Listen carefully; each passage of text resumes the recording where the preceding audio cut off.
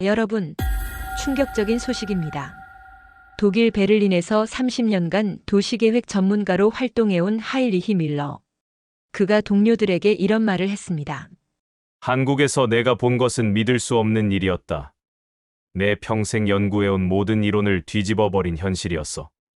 도대체 무엇이 이 독일 전문가를 이렇게 충격에 빠뜨린 걸까요? 유럽 최고의 도시계획 전문가가 한국에서 겪은 7일간의 이야기. 그가 이런 나라가 정말 존재하는구나라며 눈물을 흘리게 만든 그 놀라운 현실. 베를린으로 돌아간 그가 왜 진정한 선진국이 무엇인지 깨달았다고 고백했는지 지금 바로 그 충격적인 사연을 들어보겠습니다. 시작에 앞서 좋아요와 구독 감사합니다. 안녕하세요. 저는 하인리히 밀러입니다. 독일 베를린에서 30년 넘게 도시계획 일을 해오고 있습니다. 작년 10월 어느 날 제 사무실로 한국의 한 도시계획 회사에서 온 이메일이 도착했습니다. 내용은 간단했습니다. 서울의 도시 개발 현황을 둘러보고 자문을 해달라는 것이었죠. 솔직히 말씀드리면 처음엔 별 관심이 없었습니다. 제가 그동안 컨설팅해온 도시들을 보시면 이해하실 겁니다. 파리의 센강 정비 사업, 런던의 템즈강 복원 프로젝트, 암스테르담의 운하 개선 작업까지 모두 유럽의 오래된 도시들이었죠. 아시아의 도시들에 대해서는 솔직히 큰 기대를 하지 않았습니다. 특히 한국이라는 나라에 대해 제가 알고 있던 것은 많지 않았습니다. 불과 70년 전까지만 해도 전쟁으로 폐허가 된 나라였고 그 이후 급속한 산업화를 거쳤다는 정도였죠. 제 생각에는 경제 성장에만 급급해서 도시 계획은 제대로 되지 않았을 거라고 여겼습니다. 동료들도 마찬가지였습니다. 베를린 시청에서 함께 일하는 클라우스는 고개를 저으며 시간 낭비라고 했고 마르틴은 아시아 도시들은 모두 비슷할 거라고 단정했습니다. 하지만 계약서에 적힌 컨설팅 비용을 보고는 생각이 바뀌었습니다. 제가 유럽에서 봤던 금액보다 훨씬 많았거든요. 그래서 반신반의하며 한국행 비행기에 올랐습니다. 11시간의 긴 비행 끝에 인천공항에 도착했는데 첫인상은 나쁘지 않았습니다. 공항 시설이 깔끔하고 현대적이었거든요. 하지만 여전히 큰 기대는 하지 않았습니다. 입국장에서 저를 마중 나온 사람은 박세진이라는 30대 중반의 한국인이었습니다. 유창한 독일어로 인사를 건네는 모습이 인상적이었죠. 그런데 공항에서 나오면서 그가 한 말이 묘했습니다. 준비된 것을 보시면 생각이 완전히 바뀔 거라는 것이었습니다. 솔직히 그때까지만 해도 한국 사람들의 과장된 자신감 정도로 생각했습니다. 개발도상국에서 흔히 볼 수 있는 모습이라고 여겼죠. 하지만 택시를 타고 시내로 들어가면서 조금씩 이상한 느낌이 들기 시작했습니다. 고속도로 주변 풍경이 제가 예상했던 것과 달랐거든요. 무질서하게 들어선 건물들이나 공해로 뒤덮인 하늘 대신 정돈된 아파트 단지와 깨끗한 도로가 펼쳐져 있었습니다. 가로수도 일정한 간격으로 심어져 있었고 전체적으로 계획적으로 개발된 모습이었죠. 호텔에 도착해서 체크인을 마치고 창밖을 내다봤을 때 더욱 놀랐습니다. 서울이라는 도시가 제가 상상했던 것보다 훨씬 크고 체계적으로 보였거든요. 고층 건물들이 질서정연하게 배치되어 있었고 그 사이로 넓은 강이 흘러가고 있었습니다. 박세진이 내일부터 본격적인 일정이 시작된다고 알려주며 떠났는데 그때 마지막으로 한 말이 계속 머릿속에 맴돌았습니다. 내일부터 보시게 될 것들은 교과서에서 배우신 것과는 완전히 다를 거라는 것이었죠. 그날 밤 호텔에서 잠들기 전까지 계속 의문이 들었습니다. 과연 이 나라가 제게 무엇을 보여줄 수 있을까 하는 궁금증 말입니다. 다음 날 아침 박세진이 호텔 로비에서 저를 기다리고 있었습니다. 오늘은 서울 시내를 둘러보며 대중교통 체계를 살펴보자고 했습니다. 솔직히 대중교통이라고 하니 별로 기대가 되지 않았습니다. 개발도상국의 지하철이나 버스는 대부분 낡고 불편하다는 고정관념이 있었거든요. 지하철역 입구에 들어서는 순간부터 놀라기 시작했습니다. 역사가 생각보다 깨끗하고 현대적이었습니다. 계단을 내려가면서 보니 벽면에 예술 작품들이 전시되어 있었고 바닥도 반짝반짝 윤이 났습니다. 베를린의 오래된 지하철역들과 비교해도 전혀 뒤지지 않는 모습이었죠. 하지만 진짜 충격은 지하철을 타면서부터였습니다. 출퇴근 시간대라 사람들이 많았는데 질서가 정말 놀라웠습니다. 사람들이 줄을 서서 기다리고 있었고 전철이 도착하면 내리는 사람을 먼저 기다린 후 차례대로 탑승했습니다. 30년간 유럽 여러 도시의 대중교통을 이용해 본 경험으로 볼 때 이런 질서는 쉽게 볼 수 없는 것이었습니다. 더욱 놀라운 것은 전철 안에서 벌어진 일이었습니다. 한 70대로 보이는 할머니가 탑승하셨는데 젊은 직장인이 즉시 자리를 양보했습니다. 그런데 할머니께서는 괜찮다며 정중히 거절하셨고 대신 다른 승객과 자연스럽게 대화를 나누기 시작하셨습니다. 그 할머니가 하시는 일을 보고는 정말 깜짝 놀랐습니다. 스마트폰을 능숙하게 사용해서 지하철 노선도를 검색하고 계셨거든요. 그것도 모자라 옆에 있던 외국인 관광객이 길을 묻자 영어로 친절하게 설명까지 해주셨습니다. 발음은 완벽하지 않았지만 의사소통에는 전혀 문제가 없었죠. 저는 그 모습을 보면서 깊은 인상을 받았습니다. 70대 할머니가 최신 기술을 자연스럽게 활용하고 외국인에게 도움을 주는 모습이 북유럽 선진국에서도 흔히 볼 수 없는 광경이었거든요. 우리 독일에서도 이런 모습을 보기는 쉽지 않습니다. 박세진은 제 놀란 표정을 보더니 미소만 지었습니다. 아직 시작도 안 했다면서 말이죠. 그 말이 무슨 뜻인지 궁금했지만 계속해서 이어지는 놀라운 광경들 때문에 물어볼 틈도 없었습니다. 다음 역에서 내려서 버스 정류장으로 향했습니다. 버스 체계도 마찬가지였습니다. 정시에 운행되고 승객들은 질서정연하게 줄을 서서 기다렸습니다. 버스 안에서도 노약자석은 철저히 지켜지고 있었고 큰 소리로 통화하거나 음악을 듣는 사람도 없었습니다. 특히 인상 깊었던 것은 버스 기사의 모습이었습니다. 승객들에게 정중하게 인사하고 노인분들이 자리에 앉을 때까지 기다려주는 배려를 보였습니다. 유럽에서는 버스 기사가 단순히 운전만 하는 경우가 많은데 여기서는 서비스업에 종사한다는 자부심이 느껴졌습니다. 점심시간이 되어 박세진이 한 식당으로 안내했습니다. 작은 골목길에 있는 평범한 식당이었는데 여기서도 놀라운 일이 벌어졌습니다. 사장이 저를 외국인으로 알아보더니 특별히 신경을 써주기 시작했습니다. 반찬을 더 많이 주고 음식 설명도 최대한 천천히 해주셨습니다. 더 놀라운 것은 계산할 때였습니다.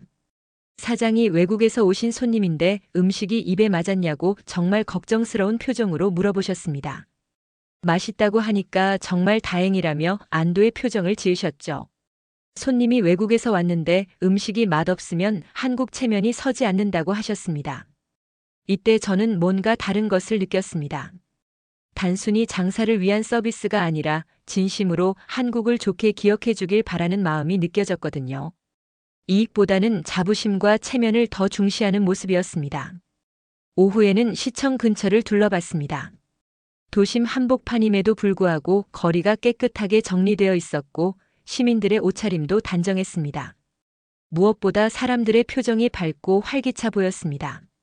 하루 종일 서울을 둘러보면서 제가 가지고 있던 고정관념이 하나씩 무너지기 시작했습니다. 이 도시는 제가 예상했던 것과는 완전히 달랐습니다. 질서가 있으면서도 활력이 넘쳤고 전통과 현대가 자연스럽게 어우러져 있었습니다. 호텔로 돌아가는 길에 박세진이 내일은 더 특별한 곳을 보여주겠다고 했습니다. 오늘 본 것들도 충분히 인상적이었는데 도대체 무엇을 더 보여줄 수 있을지 정말 궁금했습니다. 셋째 날 박세진은 저를 한강공원으로 데려갔습니다. 서울 한복판을 가로지르는 큰 강이라고 설명해줬는데 도심 한가운데 이렇게 넓은 강이 있다는 것 자체가 놀라웠습니다. 베를린에도 슈프레 강이 있지만 한강의 규모는 비교할 수 없을 정도로 컸습니다. 공원에 도착해보니 정말 많은 시민들이 나와 있었습니다. 주말이라 그런지 가족 단위로 나온 사람들이 많았는데 모두들 여유롭게 시간을 보내고 있었습니다. 자전거를 타는 사람들, 산책하는 사람들, 돗자리를 펴고 앉아있는 가족들까지 평화로운 모습이었죠. 그런데 강변을 따라 걸어가다가 이상한 광경을 목격했습니다. 곳곳에서 사람들이 쓰레기를 줍고 있는 것이었습니다. 처음에는 공원 관리 직원들인 줄 알았는데 자세히 보니 일반 시민들이었습니다. 정장을 입은 회사원, 교복을 입은 학생, 운동복을 입은 주부까지 다양한 사람들이 자발적으로 환경정화 활동을 하고 있었습니다. 더 놀라운 것은 이들이 특별한 조직이나 단체에 속한 것이 아니라는 점이었습니다. 그냥 개별적으로 자연스럽게 쓰레기를 줍고 있었던 것입니다. 아무도 시키지 않았는데도 말이죠. 박세진에게 물어보니 이런 일이 매주 토요일마다 벌어진다고 했습니다. 특별한 행사나 캠페인이 있는 것도 아니고 시민들이 자연스럽게 모여서 공원을 깨끗하게 만드는 것이라고 설명해 줬습니다. 저는 그 말을 듣고 정말 믿기 어려웠습니다. 유럽에서도 환경의식이 높은 나라들이 많지만 이렇게 자발적이고 지속적인 참여는 쉽게 볼 수 없는 일이었거든요. 독일에서도 환경단체에서 조직한 행사가 아니면 이런 광경을 보기 힘듭니다. 한 가족의 모습이 특히 인상적이었습니다. 아버지, 어머니, 그리고 초등학생 정도로 보이는 아이가 함께 쓰레기를 줍고 있었는데 아이가 전혀 싫어하는 기색 없이 즐겁게 참여하고 있었습니다. 마치 놀이를 하는 것처럼 말이죠. 그 모습을 보면서 깨달은 것이 있었습니다. 이런 행동이 어른들의 강요에 의한 것이 아니라 자연스러운 문화로 자리 잡고 있다는 점이었습니다. 아이들도 부모를 보고 배우면서 자연스럽게 참여하고 있는 것이죠. 점심시간이 되자 박세진이 근처 편의점에서 김밥을 사와서 함께 먹자고 했습니다. 강변에 앉아서 김밥을 먹으며 이야기를 나누는데 갑자기 옆에서 소란이 일었습니다. 외국인 관광객 한 명이 자전거를 타다가 넘어져서 다친 것 같았습니다. 그런데 놀라운 일이 벌어졌습니다. 주변에 있던 시민들이 일제히 달려가서 도움을 주기 시작한 것입니다. 언어가 통하지 않는데도 불구하고 사람들은 몸짓과 표정만으로 그 관광객을 도왔습니다. 누군가는 일으켜 세워주고 누군가는 상처를 확인해주고 또 다른 사람은 물을 가져다 주었습니다. 심지어 응급처치 용품을 가져온 사람도 있었습니다. 가장 놀라운 것은 이 모든 일이 순식간에 일어났다는 점이었습니다.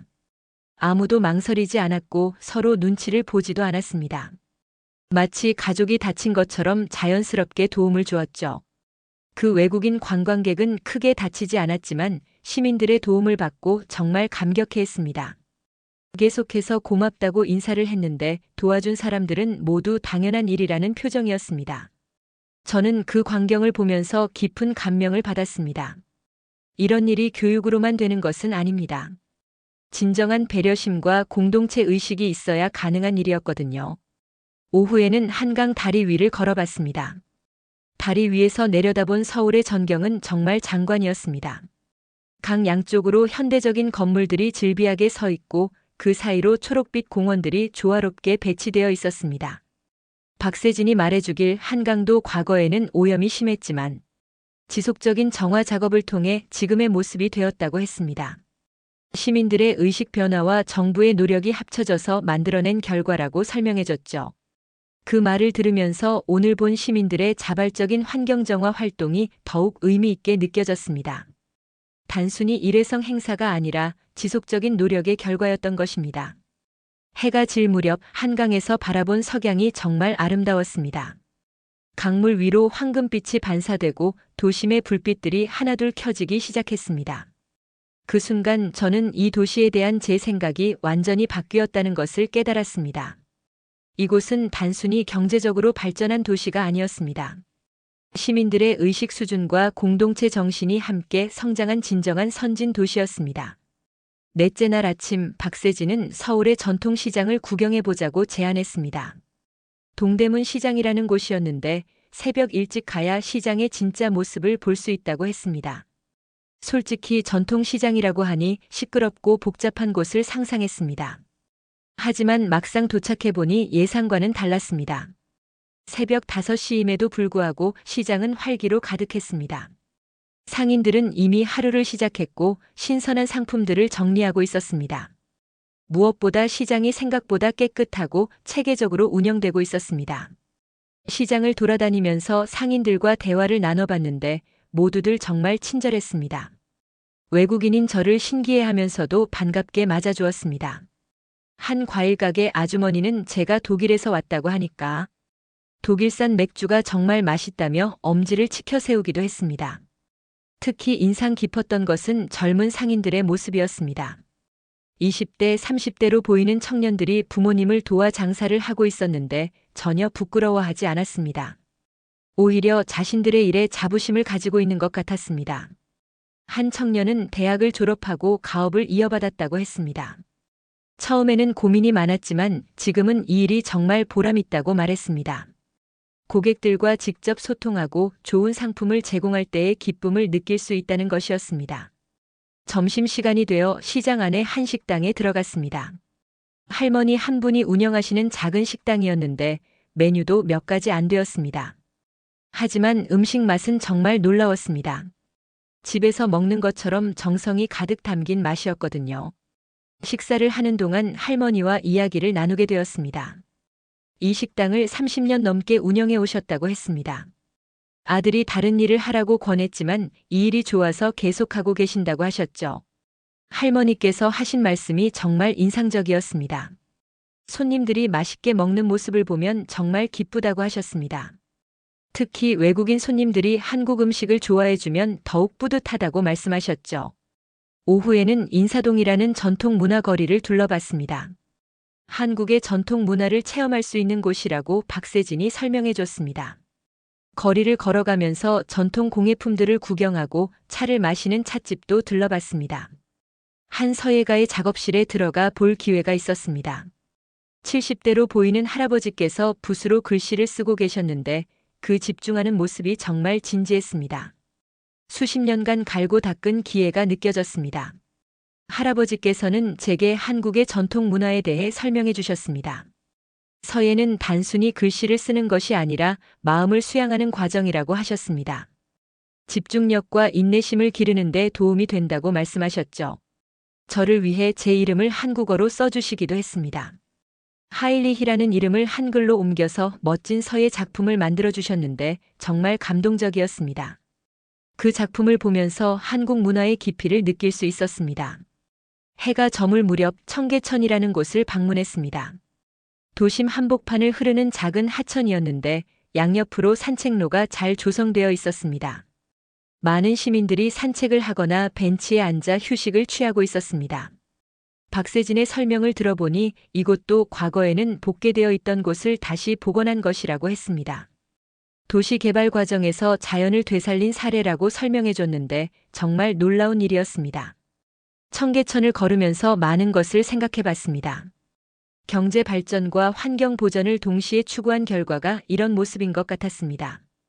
단순히 건물만 올리는 것이 아니라 시민들의 삶의 질을 고려한 도시 계획이었습니다.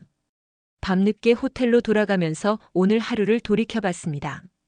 전통시장에서 만난 상인들의 자부심, 할머니 식당에서 느낀 정성, 서예가 할아버지의 장인 정신까지 모든 것들이 제게 깊은 인상을 남겼습니다.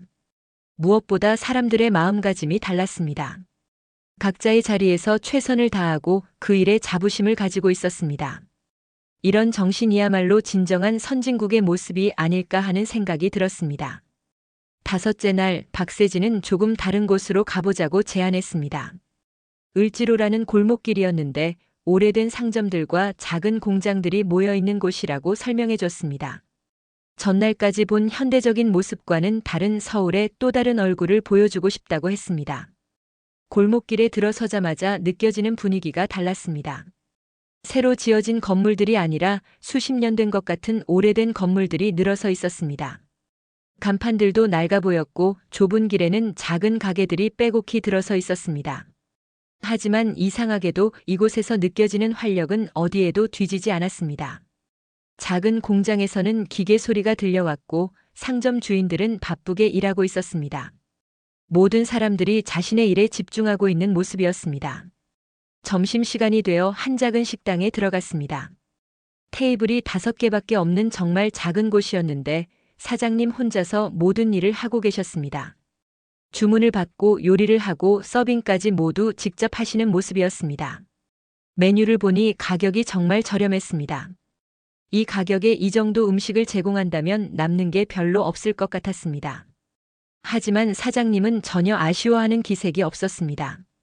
오히려 정성스럽게 음식을 준비해 주셨습니다. 특히 놀라웠던 것은 제가 외국인이라는 것을 알아보시고는 반찬을 더 많이 주시는 것이었습니다. 김치, 나물, 젓갈까지 평소보다 훨씬 많은 반찬을 내어주셨습니다. 웃으면서 하시는 말씀이 정말 인상적이었습니다. 손님이 외국에서 오셨는데 음식이 맛없으면 한국 체면이 서지 않는다는 것이었습니다. 그래서 외국인 손님들에게는 항상 더 신경을 쓴다고 하셨습니다. 이익을 따지는 것이 아니라 정말로 한국을 좋게 기억해 주길 바라는 마음에서 하시는 일이었습니다. 식사를 마치고 계산을 하려는데 사장님께서 또 놀라운 말씀을 하셨습니다. 처음 오신 외국 손님이니까 조금 깎아드린다는 것이었습니다. 저는 정말 당황스러웠습니다. 이런 일은 제가 유럽에서 경험해 본 적이 없었거든요. 사장님의 마음을 이해하면서도 한편으로는 걱정이 되었습니다. 이렇게 손님들에게 서비스를 많이 하시면 장사가 될까 하는 생각이 들었거든요. 하지만 사장님은 전혀 걱정하지 않으시는 것 같았습니다. 오후에는 근처의 작은 공장들을 둘러봤습니다. 금속 가공을 하는 공장, 인쇄소, 전자부품을 만드는 곳까지 다양한 업종의 작은 공장들이 모여 있었습니다. 모두 가족이 운영하는 소규모 사업체들이었습니다. 한 금속 가공 공장에 들어가 볼 기회가 있었습니다. 60대로 보이는 사장님과 아들이 함께 일하고 있었는데 정말 정밀한 작업을 하고 있었습니다. 작은 공장이지만 최신 장비들을 갖추고 있었고 제품의 품질도 상당히 높아 보였습니다. 사장님께서 설명해 주시길 이 공장에서 만든 부품들이 세계 여러 나라로 수출된다고 했습니다. 작은 공장이지만 기술력만큼은 어디에도 뒤지지 않는다고 자신 있게 말씀하셨습니다. 아들분과도 이야기를 나누어 봤는데 처음에는 대기업에 취직하려고 했지만 아버지의 일을 이어받기로 결정했다고 했습니다. 가업을 이어받는 것이 부끄러운 일이 아니라 자랑스러운 일이라고 생각한다는 것이었습니다. 저녁 무렵에는 한 전통 찻집에 들러봤습니다. 50년 넘게 운영되어 온 곳이라고 했는데 할머니와 손녀가 함께 운영하고 있었습니다. 3대째 이어져 내려오는 가업이라고 설명해 주셨습니다. 찻집에서 전통차를 마시면서 할머니와 대화를 나눴는데 정말 많은 것을 배울 수 있었습니다. 할머니께서는 젊은 시절에 어려웠던 이야기부터 지금까지 이 찻집을 운영해온 과정까지 자세히 들려주셨습니다. 특히 인상 깊었던 것은 할머니의 철학이었습니다. 장사를 하는 것이 단순히 돈을 버는 일이 아니라 손님들에게 좋은 시간을 제공하는 일이라고 생각하신다는 것이었습니다. 그래서 항상 최고 품질의 차만을 고집하고 계셨습니다. 손녀분도 대학을 졸업한 후 할머니를 도와 찻집을 운영하고 있었는데 전혀 아쉬워하는 기색이 없었습니다. 오히려 전통을 이어받는 것이 자랑스럽다고 말했습니다. 할머니께서 평생 쌓아온 경험과 노하우를 배울 수 있어서 감사하다고 했습니다. 밤늦게 호텔로 돌아가면서 오늘 하루를 정리해 봤습니다. 을지로에서 만난 사람들의 공통점이 있었습니다. 모두들 자신의 일에 자부심을 가지고 있었고 손님을 대하는 마음이 진심이었습니다. 특히 외국인인 제게 보여준 배려가 정말 인상적이었습니다.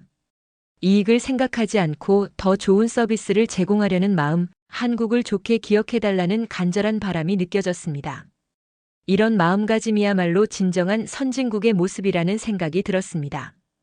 6째 날 박세진이 특별한 곳으로 안내하겠다고 했습니다. 명동 성당이라는 곳이었는데 한국의 대표적인 성당 중 하나라고 설명해 줬습니다. 종교적인 장소이지만 한국 사회를 이해하는 데 중요한 곳이라고 했습니다.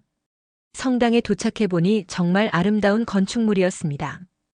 고딕 양식의 웅장한 모습이 유럽의 성당들을 연상시켰습니다. 하지만 더 놀라운 것은 성당 주변에서 벌어지고 있는 일들이었습니다. 성당 지하에는 다문화 가정을 위한 한국어 교실이 운영되고 있었습니다. 필리핀, 베트남, 중국에서 온 이주민들이 한국어를 배우고 있었는데 자원봉사자들이 무료로 가르치고 있었습니다. 자원봉사자들의 면면을 보고 정말 놀랐습니다. 대기업 임원부터 대학생까지 다양한 직업과 연령대의 사람들이 참여하고 있었습니다. 모두들 자신의 시간을 내어 이주민들을 도와주고 있었습니다. 한 자원봉사자와 이야기를 나누어 봤는데 그분은 대기업에서 임원으로 일하고 계셨습니다. 바쁜 일정에도 불구하고 매주 토요일마다 이곳에 와서 한국어를 가르치고 계셨습니다. 왜 이런 일을 하시냐고 물어봤더니 정말 단순한 대답을 해주셨습니다. 우리도 과거에 다른 나라에 가서 많은 도움을 받았으니까 이제는 우리가 도움을 줄 차례라는 것이었습니다. 어떤 대가도 바라지 않고 순수하게 도움을 주고 싶다는 마음이었습니다. 한국어 수업을 참관해 보니 정말 감동적이었습니다.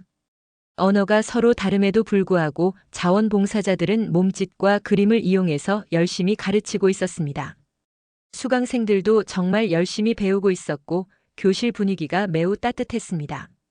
베트남에서 온 한 여성과 이야기할 기회가 있었습니다.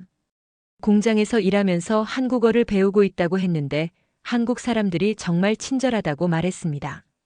직장에서도 동료들이 많이 도와주고 이런 무료 수업까지 제공해준다며 감사해했습니다. 점심시간에는 성당에서 운영하는 무료 급식소를 둘러봤습니다. 노숙자분들과 어려운 처지의 사람들을 위한 곳이었는데 여기에도 많은 자원봉사자들이 참여하고 있었습니다. 특히 놀라웠던 것은 젊은 대학생들의 참여였습니다. 20대 초반으로 보이는 학생들이 앞치마를 두르고 음식을 나누어 주고 있었습니다. 전혀 꺼리는 기색 없이 밝은 표정으로 봉사하고 있었습니다. 한 대학생에게 물어봤더니 동아리 활동으로 매주 이곳에 온다고 했습니다. 처음에는 학점 때문에 시작했지만 지금은 정말 보람을 느끼며 하고 있다고 말했습니다. 도움이 필요한 분들에게 따뜻한 식사를 제공할 수 있어서 기쁘다는 것이었습니다. 오후에는 성당 근처의 또 다른 봉사단체를 방문했습니다. 독거노인분들을 위한 반찬 봉사를 하는 곳이었는데 주부들이 모여서 직접 반찬을 만들어 배달하는 일을 하고 있었습니다. 봉사에 참여하시는 주부분들과 이야기를 나누어 봤는데 모두들 자연스럽게 참여하고 계셨습니다. 특별한 이유가 있는 것도 아니고 그냥 도움이 필요한 분들을 위해서 할 수 있는 일을 한다는 것이었습니다. 한 주부분께서 하신 말씀이 정말 인상적이었습니다. 우리도 언젠가는 나이가 들고 도움이 필요할 때가 올 텐데 그때 누군가가 도와주길 바란다면 지금 우리가 먼저 도와야 한다는 것이었습니다. 저녁에는 박세진과 함께 한강에서 산책을 했습니다. 하루 종일 본 것들에 대해 이야기를 나누면서 걸었는데 제 마음이 정말 복잡했습니다. 감동과 놀라움이 계속 밀려왔습니다. 박세진에게 솔직한 마음을 털어놨습니다. 제가 한국에 대해 가지고 있던 생각이 완전히 잘못되었다는 것을 깨달았다고 말했습니다. 이런 따뜻한 마음을 가진 사람들이 사는 나라라는 것을 전혀 몰랐다고 했습니다. 그때 박세진이 해준 말이 정말 기억에 남습니다. 특별한 것이 아니라고 했습니다. 그냥 마음이 시키는 대로 하는 것뿐이라고 했습니다. 도움이 필요한 사람이 있으면 돕는 것이 당연한 일이라고 생각한다는 것이었습니다. 한강 다리 위에서 서울의 야경을 바라보면서 많은 생각을 했습니다. 이 도시에 살고 있는 사람들의 마음이 이렇게 따뜻하다는 것을 알게 된 것이 정말 소중한 경험이었습니다. 호텔로 돌아가는 길에 제 마음속에 큰 변화가 일어났다는 것을 느꼈습니다. 한국과 한국 사람들에 대한 편견이 완전히 사라지고 대신 깊은 존경심이 생겼습니다. 마지막 날이 되었습니다. 박세진은 서울역 근처의 노숙자 보호소를 방문해 보자고 제안했습니다. 한국 사회의 또 다른 모습을 보여주고 싶다고 했는데 솔직히 어떤 모습일지 궁금했습니다. 보호소에 도착해 보니 생각보다 시설이 깨끗하고 체계적으로 운영되고 있었습니다. 무엇보다 놀라운 것은 여기에서도 많은 자원봉사자들이 활동하고 있다는 점이었습니다. 오늘은 주말이라 그런지 평소보다 더 많은 자원봉사자들이 와 있었습니다. 연령대도 정말 다양했습니다. 대학생부터 직장인, 주부, 심지어 은퇴하신 어르신들까지 모두 함께 봉사하고 있었습니다. 가장 놀라웠던 것은 대기업 임원으로 보이는 분이 앞치마를 두르고 설거지를 하고 있는 모습이었습니다. 정장 차림에 비싼 시계를 차고 있었지만 전혀 꺼리는 기색 없이 꾸준히 일을 하고 계셨습니다. 그분과 이야기를 나누어 봤는데 매주 토요일마다 이곳에 온다고 했습니다. 회사 일이 아무리 바빠도 이 시간만큼은 꼭 지킨다고 하셨습니다. 처음에는 의무감으로 시작했지만 이제는 정말 보람을 느끼며 하고 있다고 말씀하셨습니다. 한편에서는 대학생들이 노숙자분들의 머리를 깎아드리고 있었습니다. 미용학과 학생들이 자원봉사로 이발과 미용 서비스를 제공하는 것이었습니다. 정말 정성스럽게 마치 가족을 돌보는 것처럼 서비스를 해드리고 있었습니다. 노숙자분들의 표정도 정말 밝았습니다. 사회에서 소외받는다고 느낄 수 있는 분들인데 여기서만큼은 정말 따뜻한 대접을 받고 계셨습니다. 자원봉사자들도 전혀 동정심이나 의무감으로 대하지 않고 진심으로 섬기고 있었습니다. 점심시간에는 함께 식사를 했습니다. 자원봉사자들과 노숙자분들이 같은 테이블에 앉아서 대화하며 식사하는 모습이 정말 자연스러웠습니다. 어떤 구분이나 차별 없이 모두가 똑같은 사람으로 대우받고 있었습니다.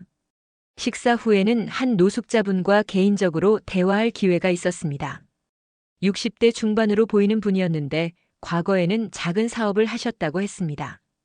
사업 실패로 어려운 처지에 놓이게 되었지만 이곳 사람들의 도움으로 다시 희망을 갖게 되었다고 말씀하셨습니다. 그분께서 하신 말씀이 정말 가슴에 와 닿았습니다. 자원봉사자들이 단순히 도움을 주는 것이 아니라 진짜 가족처럼 대해준다는 것이었습니다. 그래서 자존감을 잃지 않고 다시 일어설 힘을 얻을 수 있었다고 하셨습니다. 오후에는 보호소 근처의 일자리 센터를 방문했습니다. 어려운 처지의 사람들에게 일자리를 연결해주는 곳이었는데 여기에서도 자원봉사자들이 활동하고 있었습니다. 이력서 작성을 도와주고 면접 연습을 시켜주고 때로는 취업에 필요한 기술을 가르쳐주기도 했습니다. 모든 서비스가 무료였고 자원봉사자들은 정말 정성을 다해 도와주고 있었습니다. 한 자원봉사자는 인사 담당자로 일했던 경험을 살려 면접 기법을 가르쳐주고 있었습니다. 또 다른 자원봉사자는 컴퓨터 강사로 일했던 경험을 바탕으로 워드 프로세서 사용법을 알려주고 있었습니다. 저는 이 모든 광경을 보면서 정말 큰 충격을 받았습니다. 이런 수준의 사회적 연대와 상호 부조는 유럽의 어떤 나라에서도 쉽게 볼 수 없는 것이었습니다. 특히 자발적 참여의 정도가 정말 놀라웠습니다. 저녁 무렵 박세진과 함께 마지막 대화를 나누었습니다. 일주일 동안 본 모든 것들에 대해 정리하면서 제 마음속에 일어난 변화에 대해 솔직하게 털어놨습니다. 제가 한국에 오기 전에 가지고 있던 편견들이 얼마나 잘못된 것이었는지 깨달았다고 말했습니다. 경제 발전에만 급급한 나라라고 생각했는데 실제로는 사람들의 마음이 이렇게 따뜻한 나라였다는 것을 알게 되었다고 했습니다. 박세진이 제게 물어봤습니다. 이 모든 것들이 어떻게 가능하다고 생각하느냐고 말입니다. 저는 잠시 생각해 본 후 대답했습니다. 기술이나 제도가 아니라 사람들의 마음가짐 때문이라고 생각한다고 말했습니다. 도움이 필요한 사람을 보면 자연스럽게 도우려는 마음, 외국인이라고 해서 차별하지 않고 오히려 더 배려하려는 마음, 자신의 일에 자부심을 갖고 최선을 다하는 마음. 이런 것들이 모여서 이런 사회를 만든 것 같다고 말했습니다. 밤늦게 호텔로 돌아가면서 내일 독일로 떠난다는 것이 아쉬웠습니다. 일주일이라는 짧은 시간이었지만 제 인생에서 가장 의미 있는 경험 중 하나였습니다. 공항으로 가는 길에서 박세진과 마지막 대화를 나누었습니다. 일주일 동안의 경험에 대해 진심 어린 감사의 말씀을 전했습니다. 제가 한국에 대해 가지고 있던 모든 편견을 바꾸어준 소중한 시간이었다고 말했습니다. 박세진은 저에게 이런 말을 해주었습니다. 특별한 것을 보여드린 게 아니라고 했습니다. 그냥 평범한 한국 사람들의 일상적인 모습을 보여드린 것뿐이라고 말했습니다. 하지만 제게는 전혀 평범하지 않은 놀라운 경험이었습니다. 인천공항에 도착해서 체크인을 마치고 출국장에서 박세진과 작별 인사를 나누었습니다. 정말 고맙다는 말을 몇 번이나 반복했지만 제 마음을 다 전할 수 없어 아쉬웠습니다. 비행기에 오르면서 창밖으로 내려다본 한국 땅이 정말 아름다워 보였습니다. 일주일 전에 이곳에 도착했을 때와는 완전히 다른 마음이었습니다. 그때는 단순한 출장지였는데 이제는 정말 소중한 추억이 가득한 곳이 되었습니다. 11시간의 긴 비행시간 동안 계속 생각에 잠겨 있었습니다. 한국에서 본 모든 것들을 되돌아보면서 진정한 선진국이 무엇인지에 대해 다시 생각해보게 되었습니다. 경제적 발전이나 기술적 진보만으로는 진정한 선진국이 될 수 없다는 것을 깨달았습니다. 사람들의 마음가짐과 사회적 연대감 그리고 서로를 배려하는 문화가 있어야 진짜 선진국이라고 할 수 있다는 생각이 들었습니다. 베를린에 도착해서 동료들을 만났을 때 모두들 제 변화를 알아차렸습니다. 출장을 떠나기 전과는 완전히 다른 표정과 말투였거든요. 한국에서 어떤 일이 있었느냐고 물어보는 동료들에게 경험담을 들려주었습니다. 처음에는 믿기 어려워하는 동료들이 많았습니다. 아시아의 한 나라에서 그런 일들이 가능할까 의심하는 사람들도 있었습니다. 하지만 제가 찍어온 사진들과 구체적인 경험담을 들려주자 모두들 놀라워했습니다. 특히 클라우스는 정말 충격을 받았습니다. 그동안 아시아 국가들에 대해 편견을 가지고 있었다는 것을 인정하면서 자신도 한국을 직접 보고 싶다고 말했습니다. 베를린 시청으로 돌아가서 한국에서의 경험을 바탕으로 보고서를 작성했습니다. 단순한 출장 보고서가 아니라 도시 계획에 있어서 시민 의식의 중요성에 대한 연구 자료였습니다. 보고서를 읽은 시장님께서 정말 놀라워하셨습니다. 한국의 사례를 벤치마킹할 필요가 있다고 말씀하시면서 추가 연구를 의뢰하셨습니다. 기술적인 부분뿐만 아니라 사회 문화적인 측면까지 연구해 보라고 하셨습니다. 몇 달 후 베를린에서 도시 발전과 시민 의식이라는 주제로 세미나를 개최하게 되었습니다. 제가 주제 발표를 맡게 되었는데 한국에서의 경험을 바탕으로 준비했습니다. 세미나 당일 정말 많은 사람들이 참석했습니다. 도시계획 전문가들뿐만 아니라 사회학자, 정치학자들까지 다양한 분야의 사람들이 관심을 보였습니다. 발표를 시작하면서 제가 한국에 가기 전에 가지고 있던 편견에 대해 솔직하게 고백했습니다. 그리고 실제로 본 한국의 모습이 어떠했는지 구체적인 사례들을 들어 설명했습니다. 청중들의 반응이 정말 뜨거웠습니다. 특히 시민들의 자발적 참여와 상호 배려에 대한 부분에서 많은 사람들이 감동을 받았습니다. 질문도 정말 많이 나왔고 세미나가 예정 시간을 훨씬 넘겨서 진행되었습니다. 세미나가 끝난 후 많은 분들이 개별적으로 찾아와서 이야기를 나누었습니다. 한국에 대해 더 자세히 알고 싶다는 분들, 직접 방문해보고 싶다는 분들이 정말 많았습니다. 그날 밤 집에 돌아가서 제 책상에 앉아 많은 생각을 했습니다. 한국에서의 일주일이 제 인생을 어떻게 바꾸어 놓았는지 새삼 깨달았습니다. 단순한 출장이었는데 인생의 전환점이 되었던 것입니다. 지금도 가끔씩 박세진에게 안부 메일을 보냅니다. 한국의 근황을 묻기도 하고 제가 독일에서 한국에 대해 알리고 있는 일들을 전해주기도 합니다. 언젠가는 다시 한국을 방문해서 더 많은 것을 배우고 싶습니다. 그리고 제 동료들에게도 기회가 되면 한국을 꼭 가보라고 권하고 있습니다. 책이나 인터넷으로는 알 수 없는 진짜 한국의 모습을 직접 눈으로 보고 마음으로 느끼라고 말합니다. 한국에서의 경험을 통해 저는 진정한 선진국이 무엇인지 깨달았습니다. 높은 건물이나 발달한 기술이 아니라 사람들의 따뜻한 마음과 배려하는 문화가 있는 나라가 진짜 선진국이라는 것을 말입니다. 감동 스팟이 전해드린 오늘 사연은 여기까지입니다. 사연의 주인공에게 응원의 댓글을 남겨주세요. 사연이 마음에 드셨다면 좋아요와 구독 부탁드립니다. 시청해주셔서 감사합니다.